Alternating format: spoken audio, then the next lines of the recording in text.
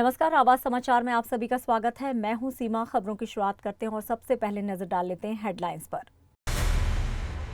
वक्त संशोधन विधेयक लोकसभा में पास, सरकार को मिली जीत। प्रधानमंत्री नरेंद्र मोदी थाईलैंड पहुंचे, गर्मजोशी से हुआ स्वागत। वक्त बिल राज्यसभा में पास हुआ तो कोर्ट जाएगा मुस्लिम पर्सनल लॉ बोर्ड। बीजेपी सत्ता से हटी तो वक्फ बिल को रद्द कर देंगे, ममता बनर्जी का बड़ा बयान। उद्धव ठाकरे ने कहा कि बीजेपी की चाल देखकर जिन्ना को भी आज शर्म आ जाती।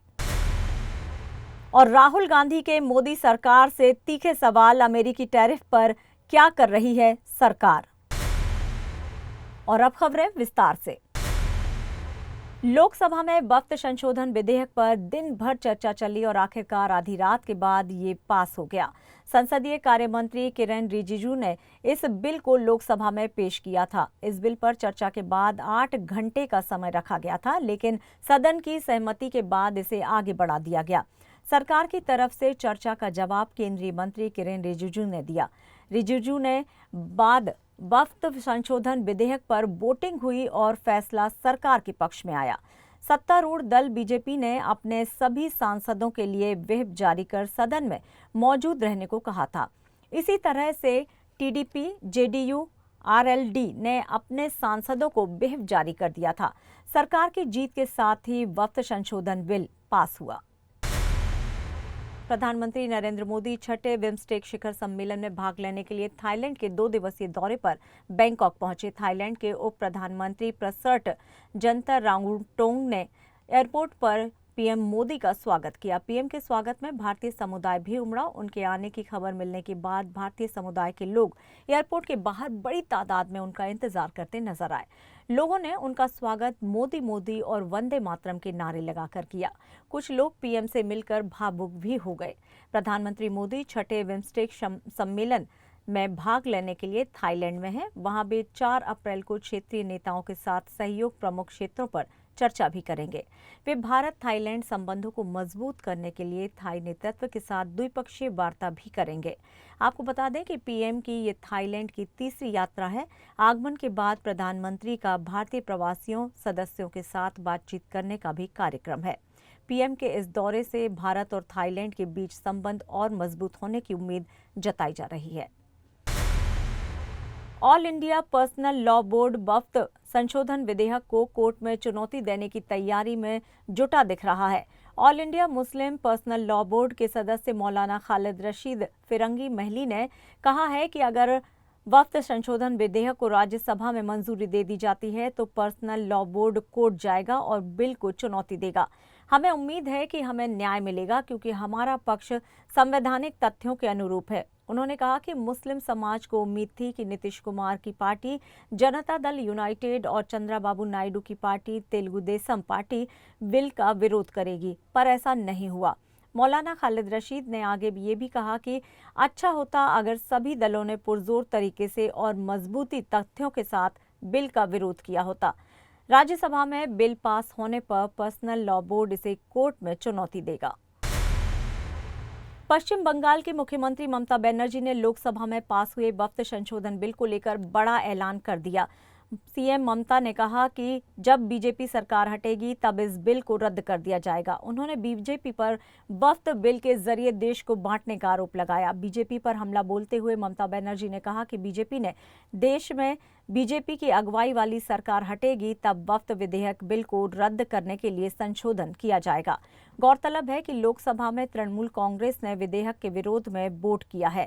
विधेयक पर सदन में हुई चर्चा में भाग लेते हुए तृणमूल के सांसद कल्याण बनर्जी ने कहा कि मुसलमानों को अपनी संपत्ति का अधिकार है और वक्फ संपत्ति मुस्लिम समाज की सांस्कृतिक, सामाजिक और धार्मिक पहचान है।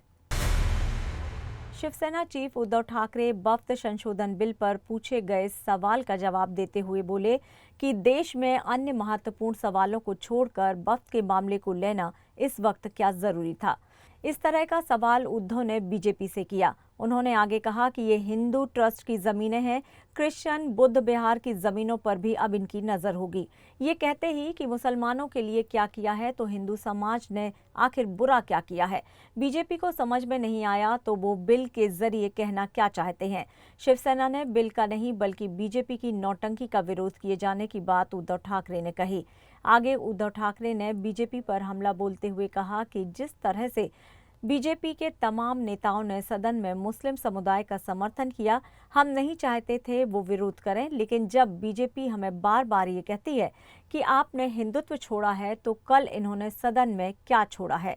कल जिस तरह से बीजेपी को मुसलमानों के प्रति प्यार उमड़ा है, उससे बीजेपी का असली चेहरा अब सभी के सामने आ चुका है। उद्धव ठाकरे ने अमित शाह और बीजेपी पर हमला बोलते हुए कहा कि इनकी सिर्फ एक नीति है, तोड़ो फोड़ो और राज करो। वर्तमान में जो बीजेपी की चाल है, अगर आज बाला साहेब होते तो कुछ अलग ही कहते। उन्होंने पहले भी कहा है, जिन्होंने बाला साहेब को कवर किया है, उनका भाषण कवर किया है, वो जानते हैं कि उद्धव जी ने कहा बीजेपी जिस तरह से चाल चल रही है उससे जिन्ना को भी शर्म आ जाने की बात कही और उन पर तंज कसा। उद्धव ने कहा कि इस बिल का गरीब या मुस्लिम समुदाय से कुछ लेना देना नहीं है। जिस तरीके से कल भाजपा के नेतागण या शीर्ष नेता या वरिष्ठ मंत्री, उसमें अमित शाह जी भी थे, किरण रिजिजू, फिर उनके जो नए नए दोस्त हैं, टीडीपी हो या जेडीयू, जिस तरीके से उन्होंने मुस्लिम समुदाय का समर्थन किया, हम नहीं चाहते कि वो विरोध करे। लेकिन अगर आप हमें बार बार कहते हो कि आपने हिंदुत्व छोड़ा, हिंदुत्व छोड़ा, तो कल आपने क्या छोड़ा था? कल जिस तरीके से आपको एक प्यार आया था कि हम गरीब मुसलमानों के लिए ये बिल लाए हैं, गरीब मुसलमानों से इसका फ़ायदा होगा, जो महिलाएं हैं उनके लिए ये कर रहे हैं। अरे भाई, आप जो कह रहे हैं और कर रहे हैं उसी को तो हम कहते हैं ना, जिसको मराठी में कहते हैं लांगुल चालन। सामने आपको चुनाव दिखाई दे रहा है, उसका शायद उल्लेख अमित शाह जी ने भी किया कि हम बंगाल भी जीतेंगे और बिहार भी जीतेंगे। इसका मतलब सीधा है कि भाजपा की नीति सिर्फ आपस में लड़ाई लड़ाओ, तोड़ो फोड़ो और राज करो। अभी जो भाजपा की जो चाल है, अभी बाला साहब होते तो कुछ और शब्द में कहते, उन्होंने भाषण में उसका उपयोग भी किया है, मैं नहीं कहना चाहूँगा। जिन्होंने वो भाषण कवर किया होगा उनको वो याद आएगी वो बात। एक उसमें बैल का जिक्र किया था, बैल जिस तरीके से जाता है खेत में, तो वैसे मत चलो, सीधा चलो। बराबर है ना? तुम्ही मला वाटतं ते केलं असतात। नाही, एकच मिनिट, जो कुछ मैं कह रहा था कि हमेशा वो कहते कि आपने हिंदुत्व छोड़ा, तो मुझे पहले बताइए कि इस बिल का हिंदुत्व से क्या लेना देना है? और अगर आप मुसलमानों के लिए सारी चीज़ें कर रहे हैं तो भाई हिंदू ने क्या आपका गुनाह किया है? कभी आप कहते हो कि औरंगजेब की कब्र खोद डालो, उनके लोग जब खोदने के लिए जाते हैं तो आरएसएस कहते नहीं नहीं नहीं नहीं, जो खोदी है उसके ऊपर मिट्टी डालो। कभी कहते कि मस्जिद में घुसकर मारेंगे, कभी कहते अरे नहीं नहीं नहीं नहीं, वो बाजू में रखो, ये सौगात लेके जाओ। कभी कहते हैं कि ये मुस्लिम जो है ऐसे वैसे, और बाद में उनके यहाँ जाकर ईद की पार्टी मनाते हो। तो क्या आप कहना क्या चाहते हो? जो आता है ना कभी, अरे कहना क्या चाहता है? वक्त की जो बात है उसमें कुछ चीज़ें जरूर अच्छी है ना, मैं नहीं कहता, उसमें पारदर्शिता तो होनी चाहिए। अगर जहाँ भी कुछ गलत है तो गलत है, उसका समर्थन मैं या मेरी शिवसेना कभी भी नहीं करेगी।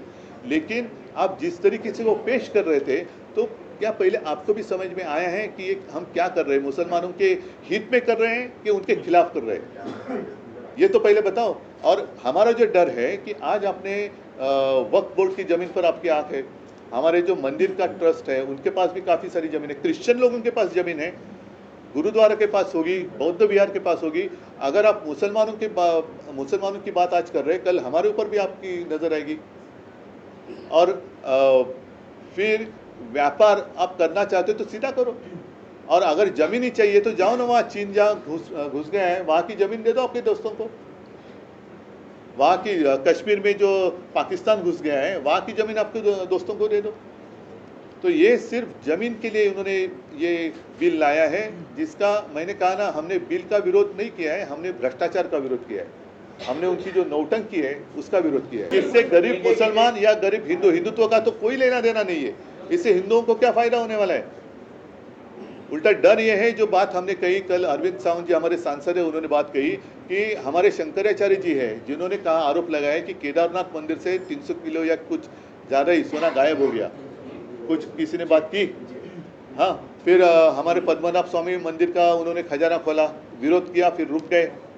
तो ये ऐसी सारी बातें वो करने लगे तो कांग्रेसी नेता राहुल गांधी ने अमेरिकी सरकार द्वारा भारत पर लगाए गए 26% जवाबी टैरिफ को लेकर सरकार पर हमला बोला है।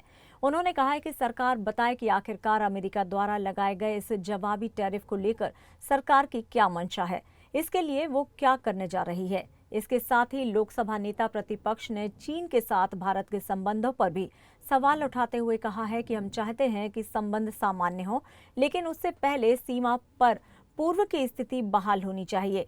लोकसभा के नेता प्रतिपक्ष राहुल गांधी ने सदन में शून्यकाल के दौरान कहा कि हमारे साझेदार देश अमेरिका ने हमारे ऊपर 26% का टैरिफ लगा दिया है। ये हमारी अर्थव्यवस्था को बर्बाद कर देगा। मोदी सरकार को बताना चाहिए कि इससे निपटने के लिए वो क्या कदम उठाने जा रहे हैं। Our ally suddenly decides to impose tariffs on us, 26%, which is going to completely devastate our economy. Our auto industry, our pharmaceutical industry, they're all on the line. Agriculture. And what are you going to do? What are you going to do about this tariff that our ally has imposed on us? आपको बता दें कि अमेरिकी राष्ट्रपति Donald Trump ने भारत पर 26% tariff लगाने का ऐलान किया है। व्हाइट हाउस से मीडिया को संबोधित करते हुए ट्रंप ने कहा है कि पीएम मोदी मेरे अच्छे दोस्त हैं, लेकिन भारत का व्यवहार हमारी अर्थव्यवस्था के लिए सही नहीं है। भारत हम पर 52% टैरिफ लगाता है। हम डिस्काउंट के तौर पर इन पर 26% टैरिफ लगा रहे हैं।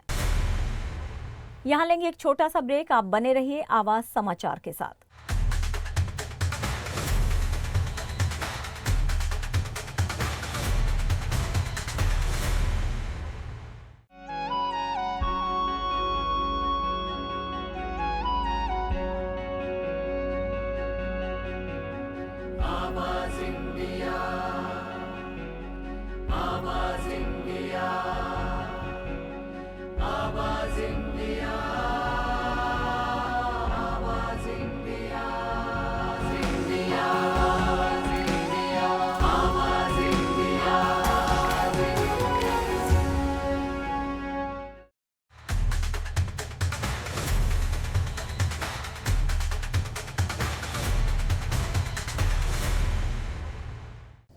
आवाज समाचार में एक बार फिर से आप सभी का स्वागत है। ब्रेक के बाद बढ़ते हैं अपनी अगली खबर की ओर। संसद में वक्त संशोधन बिल पास होने के बाद पक्ष और विपक्ष में बयानबाजी और आरोप प्रत्यारोप का सिलसिला तेज हो गया है। महाराष्ट्र के पूर्व मुख्यमंत्री और उप मुख्यमंत्री एकनाथ शिंदे ने शिवसेना उद्धव गुट पर वक्त संशोधन बिल के विरोध में मतदान करने पर तंज कसा है। एकनाथ शिंदे ने कहा है कि शिवसेना उभाटा ने असली चेहरा दिखा दिया है। बिल को लेकर उनकी दोहरी भूमिका सामने आ गई है। शिवसेना उभाटा ने हिंदुत्व छोड़ दिया है, वहीं एकनाथ शिंदे ने कांग्रेस पर भी निशाना साधा। बताऊंगा कि वक्फ बोर्ड के लिए वक्फ बोर्ड के विरोध में निर्णय लेकर उभाटा ने असली चेहरा दिखा दिया है। अभी उनकी दुटप्पी भूमिका जाहिर हुई है और उन्होंने हिंदुत्व पूरी तरह छोड़ दिया है। बाला साहब ठाकरे जी के विचार पूरी तरह छोड़ दिया है। इस पर उन्होंने कल शिक्कामोर्तब किया है। ये बहुत ही दुर्भाग्यपूर्ण है, लेकिन कांग्रेस ये नहीं चाहती है। कांग्रेस मुसलमानों को गरीब के गरीब ही रखना चाहती है। वोटों के लिए उनके सामने उनको हाथ फैलाने की अवस्था में ही रखना चाहती है और इसलिए ये कांग्रेस और उद्धव ठाकरे ओवैसी जो बोले वही उद्धव ठाकरे आज बोले। उनकी बोली एक समान है। वक्त संशोधन विधेयक लोकसभा में पास हो गया है। बिल के पक्ष में 288 वोट पड़े, जबकि विरोध में 232 वोट पड़े। बिल पास होने के बाद पूरे भारत में जगह जगह समर्थन में मुस्लिम समाज द्वारा बीजेपी अल्पसंख्यक मोर्चे द्वारा जश्न मनाया जा रहा है। कई जगह पर मुस्लिम समाज के लोग बिल के समर्थन में सड़क पर उतरकर जश्न मना रहे हैं। मुंबई के साकिनाका इलाके में मुंबई भाजपा अल्पसंख्यक मोर्चा द्वारा वक्त संशोधन विधेयक पास होने के बाद सड़क पर जश्न मनाया गया।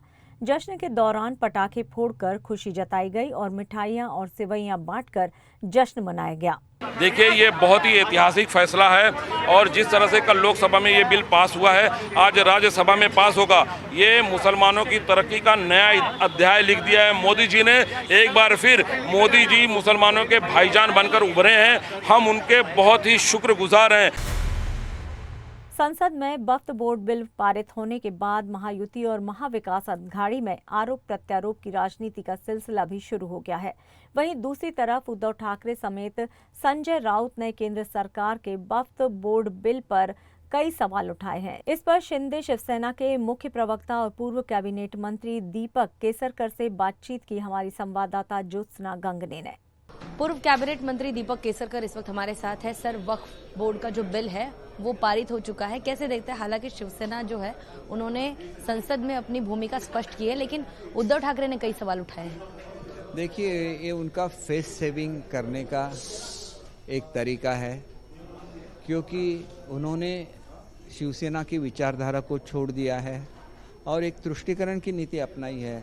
और ये तुष्टीकरण का ही एक एग्जाम्पल है कि अच्छी चीज़ें अगर हो रही है मुस्लिम समाज के लिए तो सबने उनको सपोर्ट करना चाहिए, लेकिन सपोर्ट नहीं किया। और जिस महाविकास आघाड़ी के वो सदस्य हैं, उनके पार्टी के साथ भी वो नहीं रहे, तो एक अपना फेस सेविंग करने के लिए उन्होंने दोहरी नीति अपनाई, ये गलत है। लेकिन आपको मतलब खुद श्रीकांत शिंदे ने ये पूछा था, क्या बाला साहब ठाकरे होते तो क्या ये ऐसे ही सवाल उठाते और क्या यही भूमिका लेती शिवसेना ठाकरे की? और दूसरी बात यह है कि अरविंद सावंत या ओवरऑल जो ठाकरे की शिवसेना है, उन्होंने कहा कि वक्फ बोर्ड बिल में जितने भी अगर जो चीजें उनको नहीं अच्छी लगी, जो उनको गलत लग रही, उसका विरोध उद्धव ठाकरे शिवसेना हमेशा करती रहेगी। देखिए, एक ये ऐसी चीज़ है कि बाला साहब के विचारों को वो छोड़ चुके हैं, इसीलिए महाराष्ट्र की जनता ने उनको छोड़ दिया। वक्फ बोर्ड एक असेट मैनेजमेंट के लिए क्रिएट किया हुआ प्लेटफॉर्म है। उनसे जो पैसा क्रिएट होगा वो बच्चों के पढ़ाई के लिए, कल्याणकारी योजना के लिए जाना चाहिए। के लिए तो हमारे साथ है पूर्व कैबिनेट मंत्री दीपक केसरकर, जिनका साफ तौर पर कहना है कि लैक ऑफ कोऑर्डिनेशन हो सकता है, लेकिन आने वाले दिनों में पूर्व शिक्षा मंत्री, जो करंट शिक्षा मंत्री है, उनसे बातचीत करके आगे के फैसले लेने की कोशिश करेंगे। वीडियो जर्नलिस्ट अमरीश के साथ ज्योत्सना गंगने, आवाज इंडिया, मुंबई। लोकसभा में वक्फ संशोधन विधेयक पर चर्चा के दौरान विपक्षी पार्टियों ने एक सुर में इसका विरोध किया। चर्चा के दौरान एकनाथ शिंदे की शिवसेना और उद्धव ठाकरे की शिवसेना यूवीटी में भी तकरार देखने को मिली। शिवसेना यूवीटी के सांसद अरविंद सावंत ने वक्फ संशोधन बिल का विरोध किया और इसे संविधान के खिलाफ बताया। आपके मन में कुछ और ही है, जमीन आपको हड़प करनी है, और किसके लिए करनी है? जैसे मैंने कश्मीर में नाम लिया, जैसे मैंने जहाँ मणिपुर में भी चल रहा है, उसी के लिए चल रहा है। और किस किस लोगों के लिए चलता है, किन उद्योगपति के लिए चलता है, सभी को पता है। आपका उद्देश्य जमीन हड़पने का है, बाकी कुछ नहीं है, न्याय देने का नहीं है। तो वहीं एकनाथ शिंदे के बेटे और शिवसेना के सांसद श्रीकांत शिंदे ने बिल का समर्थन करते हुए शिवसेना यूवीटी पर निशाना साधते हुए कहा कि इन्हें अपनी अंतरात्मा से पूछना चाहिए कि बाला साहेब होते तो क्या ये यहाँ भाषण कर पाते। शिंदे ने सावंत पर तंज कसते हुए कहा, हरी जैकेट बुधवार के लिए पहनी है या फिर वक्फ बिल आना है, इसीलिए आज हिंदुओं से भी इनको एलर्जी होने लगी है। छत्रपति शिवाजी को जिसने मारा उसके लिए वकालत कर रहे हैं कि आज हरी जैकेट जो है बुधवार के लिए पहनी है या आज वक्फ के लिए खास करके अरविंद सावंत जी ड्रेसअप करके आए थे। यहां पर मुझे उनका भाषण सुनते वक्त बहुत वेदना हुई, बहुत ही शॉकिंग था कि अरे वक्त पे ही बोल रहा हूँ बाबा। इधर देखिए, इधर सामने। मुझे इनसे आपसे बात कर रहा हूँ सर, हमसे सामने देखिए। इनसे मुझे यूबीटी वालों से प्रश्न पूछना है, अपनी अंतरात्मा से इनको प्रश्न पूछना चाहिए कि बाला साहब आज होते तो ये क्या आज ये भाषण कर पाते यहाँ पर? मुंबई में मराठी पत्रकार संघ और देश के कई बड़े पत्रकार संगठनों की ओर से महाराष्ट्र विशेष जन सुरक्षा अभियान 2024 के विरोध में सभी पत्रकारों ने एकजुट होकर विरोध प्रदर्शन किया। इस विरोध प्रदर्शन में मुंबई, ठाणे, नवी मुंबई और राज्य भर के कई बड़े पत्रकार संगठनों से जुड़े इस पत्रकार इस प्रदर्शन आंदोलन का हिस्सा बने। इसके अलावा ढेरों वरिष्ठ पत्रकार, लेखक, समाजसेवी और साहित्यकार भी इस प्रदर्शन में विशेष रूप से शामिल हुए। इस विरोध प्रदर्शन में पत्रकारों ने शहरी नक्सलवाद पर नियंत्रण और जनता की सुरक्षा को लेकर इस कानून के असर की बात की। इस विरोध प्रदर्शन में वरिष्ठ पत्रकारों ने कहा कि संबंधित कानून को रोकना और उसका विरोध करना ही राज्य की सुरक्षा और शांति बनाए रखने के लिए बहुत जरूरी है। इस विरोध प्रदर्शन में पत्रकारों और सामाजिक कार्यकर्ताओं ने इस कानून पर अपने विचार साझा किए। इस विरोध प्रदर्शन कार्यक्रम के अंत एक मत से कहा कि ये कानून शहरी नक्सलवाद और असामाजिक गतिविधियों को रोकने में मददगार साबित होगा। पत्रकार अभिव्यक्ती संरक्षण मंचाच्या माध्यमातून महाराष्ट्रातल्या ज्या 10 प्रमुख संघटना आहेत त्या 10 प्रमुख संघटनांना इथे मुंबई मराठी पत्रकार संघाच्या व्यासपीठावर एकत्र केलं आहे आणि आज सगळ्या संघटना एकत्र झालेल्या आहेत या जो विधेयक येऊ घातलेलं आहे त्याच्या विरोधामध्ये। आणि SM सर असतील, महेश देशमुख असतील, विधिमंडळ वार्ताचे सपादे असतील, बृहन्मुंबई प्रेस क्लब असेल, BUJ असतील, अशा सगळ्या संघटनांचे प्रतिनिधी आलेले आहेत आणि मला असं वाटतं ही सुरुवात आहे, ही चिंगारी आहे आणि अवघ्या महाराष्ट्रभर आंदोलन आम्हाला घेऊन जायचं आहे। योग्य पातळीवर योग्य ठिकाणी आम्ही दाद मागणार होतो, त्यातनं जर आम्हाला जर यश आलं नाही तर ह्या आंदोलनाची व्याप्ती पूर्ण नाही, एक अभिव्यक्ती स्वातंत्र्य हा घटनेने दिलेला आपल्याला मूलभूत अधिकार आहे आणि या मूलभूत अधिकाराचा जर संकोच होणार असेल तर त्यासाठी सर्वप्रथम पत्रकारांनीच उभं राहिलं पाहिजे। पत्रकार आपण सगळेजण जाणतो की माध्यमं ही लोकशाहीचा चौथा स्तंभ आहे आणि या 4 स्तंभावर आधारित असलेली ही लोकशाही जर अभिव्यक्तीच जर तिथे नसेल तर कशा पद्धतीने लोकशाही अधिक मजबूत होणार आहे याचा सगळ्यांनी विचार करायला पाहिजे। त्यामुळे आज पत्रकारितेची व्याख्या ज्या पद्धतीने व्यापक होत गेलेली आहे, आपण सगळेजण जाणतो की जे सोशल मीडियावर व्यक्त होतात ते सगळे अभिव्यक्ती स्वातंत्र्याचे कट्टर पुरस्कर्ते मानले पाहिजेत आणि त्या अभिव्यक्ती स्वातंत्र्याचा संकोच करणारा हा कायदा आहे। त्यामुळे त्या कायद्याला विरोध करण्यासाठी सगळ्या पत्रकार संघटनांनी पुढाकार घेतलेला, विशेषतः मुंबई मराठी पत्रकार संघ असेल, मराठी पत्रकार परिषद असेल आणि पूर्ण महाराष्ट्रातल्या 10-11 प्रमुख संघटना या निमित्ताने एकत्र आलेल्या आहेत। आणि मुख्य म्हणजे कुणाल कामरा प्रकरण झाल्यानंतर आपण सगळेजण जाणतो की एक कविता कशा पद्धतीने समाजामध्ये असंतोष निर्माण करते आणि कशा पद्धतीने राज्यकर्ते व्यक्त होतात, या सगळ्या पार्श्वभूमीवर आपण ही राज्यकर्त्यांची जी मानसिकता आहे ही मानसिकता बदलण्यासाठी या पत्रकार संघटनांनी एकत्र येऊन हा कार्यक्रम इथे आयोजित केलेला आहे। आमच्या और यहाँ लेंगे एक और छोटा सा ब्रेक। आप बने रहिए आवाज समाचार के साथ।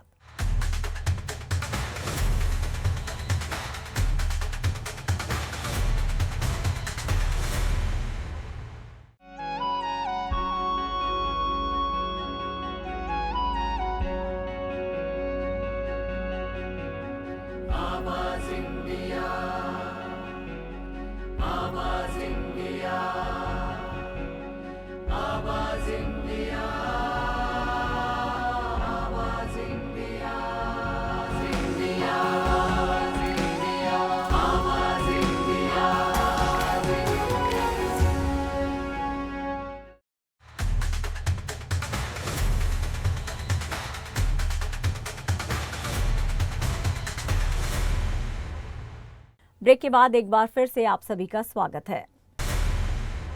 मुंबई इंडियंस और लखनऊ सुपर जायंट्स के बीच शुक्रवार को एक अहम मुकाबला खेला जाने वाला है। मुंबई इंडियंस को अब तक 2 मैचों में हार मिली है। टीम लखनऊ पहुंच गई है। इसी बीच मुंबई इंडियंस के कुछ खिलाड़ी समय निकालकर रामलला के दर्शन के लिए अयोध्या पहुंचे हैं। सूर्य कुमार यादव और दीपक चाहर ने अयोध्या में राम मंदिर से अपनी तस्वीरें सोशल मीडिया पर शेयर की। खिलाड़ियों ने कुछ समय भक्ति संगीत में भी बिताया। मुंबई इंडियंस के फैंस को उम्मीद है कि लखनऊ में टीम अपनी जीत की लय तलाशने में जरूर कामयाब रहेगी।